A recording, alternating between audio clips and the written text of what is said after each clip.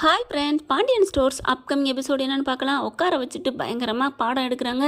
எப்படி என் பிள்ளைன்னு நான் நினைக்கல, அவனை போய் லவ் பண்ணியிருக்க, அவனை போய் கட்டியிருக்கிற, ஐயோ உனக்கு கொஞ்சம் கூட இது இல்லையா, உன் சம்மதம் கேட்டு தானே கல்யாணத்துக்கு ஏற்பாடு பண்ணியிருப்பாங்க, அப்படி இருக்கல ஏன்டி இப்படி பண்ணேன்னு சொல்லிட்டு ராஜி அம்மா பேசுகிறாங்க.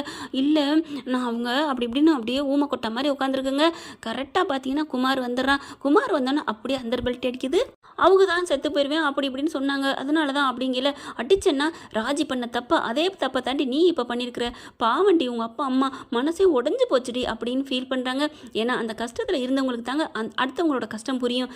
ஆனால் முத்துவேல் என்னமோ தெரில, இந்த சீன் வந்து அவரை பற்றி நம்ம மனசில் தூக்கி தானங்க வச்சுருந்தோம். இப்போ டமான்னு காலுக்கு கீழே போய் விழுந்துட்டாரு, தூக்கி போட்டு மிதிக்க வேண்டியதாங்க தோணுச்சு. ரொம்ப நேரம் பண்ணாட்டி ஒரு சீன் வந்தாலும் அந்த ஒரு சீனு நம்ம அவரை பற்றின எண்ணத்தை உடச்சி விட்டாரு.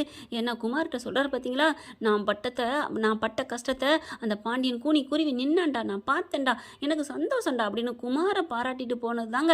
இது தனியாக எப்படியோ சொல்லியிருந்தா கூட பரவாயில்ல, குமார் பண்ணது நல்ல விஷயம் அப்படின்னு சொல்லி பேசுனது கொஞ்சம் மனசு கேட்கல தான். அடுத்து இவங்க எல்லாருமே ஆனால் திட்டுறாங்க, உண்மையான நல்ல மனுஷங்க திட்டுறாங்க.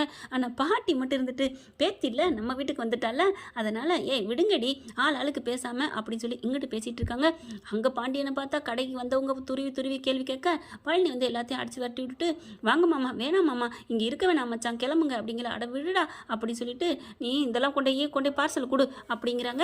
அதுக்கப்புறம் பாண்டியன் என்ன பண்ணுறாரு, இருக்க முடியலை வந்துடுறாருங்க. வீட்டுக்கு வந்தால் நல்லா ஃபுல் போதையில் வர்றது மாதிரி அப்படியே மேலே போயிட்டு அது இதில் வரண்டா மாதிரி இருக்குது, இன்றைக்கி தான் வரண்டா காமிக்கிறாங்க போல இருக்குது, அப்படியே போய் படுக்கிறாரு. கோமதி அவரை ஃப்ரீயாக விட்டுருங்க, அவர் எவ்வளோ அழுகணுமோ அழுது தீர்த்துட்டு போகிறாருடி அப்படின்னு சொல்லி அழுகுறாங்க. வீடே குடி போனது மாதிரி இருக்குங்க, ரொம்ப ஃபீல் பண்ணி அழுகுறாங்க. ஆளுக்கு ரொம்ப ஃபீல் ஆகுறாங்க. சரி நடந்தது நடக்கட்டும் விடுங்க அப்படின்னு சொல்லிட்டீங்களே, இங்கே சுகன்யா மட்டும் சரியாக கரெக்டாக கேள்வி கேட்குது. ஏன் அரசி நீ நாள் வரைக்கும் அவன் அப்படி பண்ணான் இப்படி பண்ணான்னு சொல்லி ரொம்ப பயங்கரமாக திட்டிக்கிட்டு இருந்த, அப்படி இருக்கல அவன் எப்படி அவன் மேலே ஆசைப்பட்டு போனேன். கரெக்டாக குமார் வந்து பார்க்குறான், பரவாயில்ல நம்ம சித்தி மட்டும் நம்ம பக்கத்தில் யோசிக்கிறாங்க அப்படின்னு நினைக்கல, அதெல்லாம் அப்படி தான் இருந்தேன், இந்த மாதிரி அவர் சொன்னார், எதாக இருந்தாலும் பிடிக்கலன்னு சொல்லு வீட்டில் அப்படின்னு சொன்னார் அப்படின்னு. ஓ ஏன்டா குமார் ஏன்டா கூட சொல்லலை அப்படிங்கிற மாதிரி சுகன்யா நினைக்குது. அடி பாவி பொய் மேலே பொய்யா சொல்கிறாளே, குமாரை பார்த்தீங்கன்னா டம்மி பீஸ் ஆக்கிட்டாங்க குமார வேலை. அடுத்து பார்த்தா சரி நடந்துருச்சு, நீங்கள் 2 பேரும் சந்தோஷமாக தானே இருக்கீங்க, போயிட்டு முதலிரவுக்கு குமார் ரூமில் கொண்டே விடு அப்படின்னு சுகன்யாவை சொல்ல, சுகன்யா உடனே கையை பிடிச்சிட்டு வா அரசி அப்படின்னு கூட்டிகிட்டு போயிட்டு உள்ளார கொண்டே விடுறாங்க. விட்டுட்டு ஏன்டா குமார் என்கிட்ட கூட மறைச்சிட்டில்ல அப்படிங்கல, அட சித்தி நீங்கள் வேற ஏங்க சித்தி அப்படிங்கிறாரு. சரி அப்படின்னு சொல்லிட்டு கதவை சாத்திட்டு போயிருதா.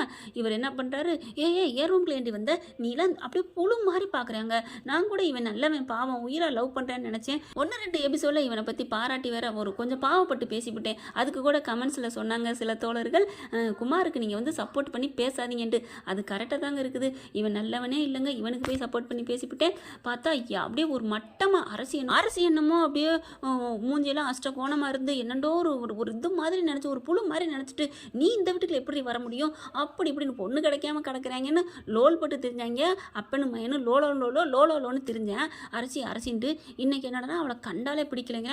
அப்புறம் எதுக்கு அம்பாசமுத்திரம் போனேன், எதுக்குங்க போனேன், கதையை மாற்றி விட்டாங்க அப்படி தான் சொல்லணும். வேறு டைரக்டர் பூந்துட்டாங்களா என்னன்னு தெரியல.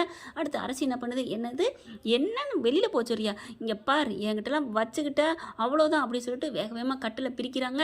இவங்க தனியாக படுக்கணுங்கிறக்காண்டி 2 கட்டில் போட்டிருக்காங்க. எல்லார் இடத்துலையும் ஒரு கட்டில் இருக்கும், மாப்பிள்ளை தூக்கி கீழே போடுவாங்க, இல்லாட்டி பொண்ணை தூக்கி கீழே போடுவாங்க. சீரியல் வாழ்க்கையில் வரலாற்றில் இது தானங்க நடக்குது. ஒரு வருஷம் அப்படியே ஊடலாக போயிட்டு இருக்கும், அப்புறம் கூடல் வந்துடும். இதையே 2 பேரையும் சேர்த்து வச்சாலும் வைப்பாங்க, சொல்ல முடியாது. ஏன்னா கேட்குறவன் கேனேந்தா என்னமோ சொல்லுவாங்கள்ல, KS ரவிக்குமார் படத்தில் KP சுந்தரம்மா நடிக்குதுன்னு, அந்த மாதிரி கூட போனாலும் போகும். நம்மளை வந்து ரெடியாக இருந்துக்கணும் எல்லாத்தையும் ஏற்றுக்கிறதுக்கு. இவங்க எப்போ தாலி கட்டினாங்கன்னு சொன்னாலோ அரசி, அப்போவே அன்னைக்கு நல்லா இருந்துச்சு, அப்போ உண்மையை ஒத்துக்குருவான் தான் வாயாலே, அப்புறம் சதீஷுக்கு தான் கல்யாணம் பண்ணுவாங்க அப்படின்னு நினச்சோம். எப்போ இவன் இந்த வீட்டுக்குள்ள குமாரை ஏற்றுட்டு வந்தாலோ அப்போவே சீனு போச்சுங்க, அந்த நாடகம் பார்ப்போமா வேணாமான்னு அப்படியே சப்புன்னு போயிடுச்சு. எனக்கு மாதிரி உங்களுக்குலாம் யாருக்கு தோணுச்சு, யாராருக்கெல்லாம் இந்த மாதிரி நினைப்பு வந்துச்சு அப்படிங்கிறத கமெண்ட் பாக்ஸில் சொல்லிடுங்க ஃப்ரெண்ட்ஸ். இந்த பிள்ளை என்ன பண்ணுது, டக்குன்னு பிரிச்சுட்டு நீ இங்கே படுத்துக்கோ அப்படிங்கிற மாதிரி படுக்க போயில, எப்படி நீ ரூமில் இருக்காது வெளியில் போடின்னு பயங்கரமாக அப்படி கத்த வரேன். கையை தட்டி விட்டு அடிசுமா ஆயுதத்தை டடக்குன்னு எடுத்து கழுத்தில் வைக்கிதுங்க. அப்படின்னு நடுங்கி போகிறாரு. இடுறி வீரஞ்சூரன்னு சொன்னேன், என்னமோ ரொம்ப பம்முற அப்படிங்குது. அப்படியே எடு அப்படிங்கல, இங்கே பார் நான் பழைய அரசியலில் பிச்சு விடுவேன், ஏதாவது பண்ணுனேன் உன்னை தொலைச்சிடுவேன், உன்னை ஆட்டி படைக்க தாண்டா வந்திருக்கேன் அப்படின்னு சொல்லிட்டு போயிட்டு நீட்டாக அப்படி மாசா போய் கட்டில் படுக்குது அரசி. குமாரால் படுக்க முடியல, கத்தியை மடக்கி தலகாணி கீழே வேற வைக்குதா. ஐயோ இப்போ என்ன பண்ணுறது, இவளை என்ன பண்ணுறது ஒன்றும் புரியலையே. அப்பா நான் என்னப்பா பண்ணுவேன்னு தவிச்சு போகிறான். தூக்கம் வரல, படுக்க முடியலை, அப்படியே தவிக்கிறான். தவி மவனே உனக்கு இருக்குடா, இனிமே தான்டா கச்சேரி அப்படின்னு நினச்சிட்டு இருக்காங்க. அப்படியே தூங்கி போகிறாங்க அரசி. இவன் என்ன பண்ணுறான், மெல்ல அப்படியே தலானி தூக்கிட்டு எடுப்பமான்னு எடுக்க பார்க்குறான். டக்குன்னு அப்படி பிடிக்கிறாங்க. என்ன நான் தூங்குறேன்னு நினைக்கிறியா, தூங்குனால் நான் முழிச்சுக்கிட்டே தான்டா தூங்குவேன், உன்னை இனிமேல் நான் தூங்க விட மாட்டேன்டா, நீ மவனை விடிய அப்படியே நில்லுடா அப்படின்னு சொல்லிட்டு அப்படி இவங்க நல்லா தூங்குறாங்க. ஆனால் குமார் தூங்காமல் தவிக்கிறாங்க. இங்கிட்ட உட்காரவன் அங்கிட்ட உட்காரவன் தவிச்சு போயிட்டு ஒரு வழியாக விடிஞ்சிருது. வெளியில் வந்து உட்காந்துருக்கான். என்னடா நல்லா தூங்குனியா இல்லை தூங்கலையா அப்படிங்கிற மாதிரி வந்து கேட்குது கிளவி. உடனே குமார் இருந்துட்டு போ அப்பத்தா, என் வயிற்றுச்சலை கிளப்பாத, ஏன்டா அப்படின்னு சொல்லிட்டு இந்நேரம்லாம் வெளியே வரக்கூடாதுடா, உள்ளுக்க தாண்டா தூங்கணும், இங்கே பாரு ஓடிரு. என்னடா என்னமோ பிடிக்காத கல்யாணம் பொண்டாட்டி பிள்ளை மாதிரி ரொம்ப பேசுகிற, பிடிச்ச கல்யாணம் ஆசைப்பட்டு பண்ண கல்யாணம், இந்நேரமாக நீ 2 நாளைக்கு கதவை திறக்கக்கூடாதுடா அப்பத்தா அப்படின்னு சொன்னேன். எனக்கு என்னப்பா அப்படின்ட்டு போயிடுது. அதுக்கப்புறம் சக்திவேல் வராரு. என்னடா என்ன நடக்குது, என்ன வெளியில் வந்து உட்காந்துருக்க, என்ன தூங்கலையா நீ அப்படிங்கல. தூங்குனியா தூங்கலையாடா, ஏன்டா கண்ணெல்லாம் ஒரு மாதிரியாக இருக்குது. அப்பா அந்த கதையை ஏப்பா கேட்குற அப்படிங்கிறாங்க. என்னடா கதை, கட்டில் 2 பிரிச்சுட்டாப்பா. சரி பிரிச்சுட்டு போறா, இதில் என்னடா இருக்குது, பிரித்தாலும் பரவாயில்லப்பா, அவள் கத்தியை விரிச்சிட்டாப்பா. என்னடா, ஆமாப்பா கழுத்தில் வச்சுட்டாப்பா, நான் என்னப்பா பண்ணுவேன், அவள் பயங்கரமான ராட்சசியாக இருக்காப்பா. அப்பா அவள் பப்ளி மாசு அம்மாஞ்சி, அவள் ஒரு புள்ள பூச்சி கிள்ளி எரிஞ்சு அவன் அப்பனப்பா அப்படியே பாடா படுத்தான்னு நினச்சா, அவள் வந்த நோக்கமே வேறப்பா. நீ தயாராக ஆயிக்கப்பா, கவசம் போட்டுக்கப்பா. என்னடா சொல்கிற, இப்படி பயமுத்துற. ஆமாப்பா அவள் எல்லாத்துக்கும் துணிஞ்சு வந்திருக்கா, அவளை உயிரை பற்றி அவள் வாழ்க்கையை பற்றி அவள் கவலைப்படலை, என்னென்ன பண்ண போகிறான்னு எனக்கு தெரியல, நீ உஷாராக இருந்துக்கோ, ஏன்னா இதுக்கெல்லாம் நீ உடந்தேங்கிறது அவளுக்கு தெரியும். ஏன்டா சொல்லி வச்சியா, எப்பா அவளுக்கு தெரியாதா யார் யார் எப்படின்னு. அதெல்லாம் பயப்படாதடா, நான் இருக்கேன்டா, வேணா 4 போலீஸை போட்டுக்கிறோமா காவலுக்கு. நீங்களாம் ஒரு அப்பனா, என்னப்பா நீ நினச்சிட்டு இருக்க, பயந்தாங்கோலியாக இருக்கிற. என்னமோ நான் அப்படிடா இப்படிடான்னு சொன்னேன்டா, நீ சொன்னியா ஆயுதம் வச்சிருக்கேன்ட்டு, அவள் ஏதாவது போட்டு தாக்கிட்டா போலீஸ் எவிடன்ஸோடு அரெஸ்ட் பண்ணி போயிரும்ல, அப்போ நான் போயிடணும், அவள் வந்து உள்ளுக்க போகணுங்கிறக்காண்டி பெத்த மைனே சாக சொல்கிறியா.